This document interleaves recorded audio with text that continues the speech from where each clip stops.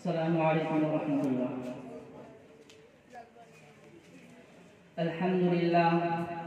الحمد لله الذي لا يرجى لكشف الشدائد إلا هو، ولا يدعى لرفع المكائد إلا هو، وما مراد العاشقين في الدارين إلا هو، وما مطلوب الواصلين في الكونين إلا هو.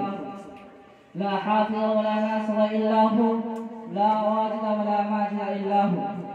المخلوق كلهم ضعفاء، لا قوي إلا هو، والناس كلهم فقراء، لا غني إلا هو. غافر الذنب قابل التوب شديد العقاب ذي الطول، لا إله إلا هو. هل من خالق غير الله يرزقكم من السماء والأرض؟ لا إله إلا هو.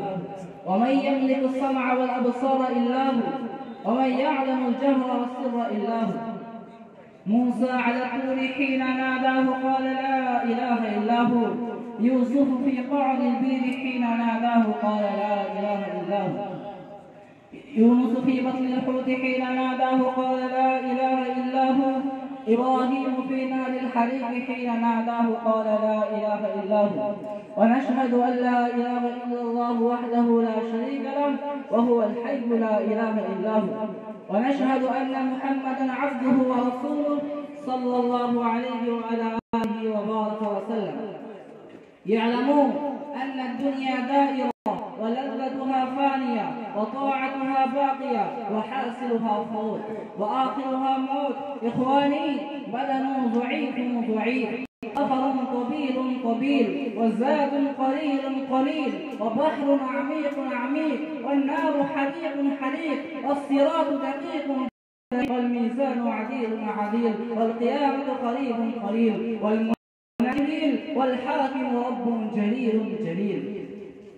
ويقول الكعبة زواري ويقول النار عهدي ويقول النار عهدي ويقول الكعبة زواري ويقول آدم صفي الله يوم القيامة يا رب نفسي ويقول نوح نجي الله يوم القيامة يا رب نفسي ويقول داود خليفة الله يوم القيامة يا رب نفسي ويقول إبراهيم خليل الله يوم القيامة أيضا يقول يوم القيامة يا رب نفسي ويقول كل الأنبياء يوم القيامة يا رب نفسي ويقول رسولنا وشفيعنا وهادينا وسيدنا محمد صلى الله عليه وسلم يوم القيامة يا رب أمتي.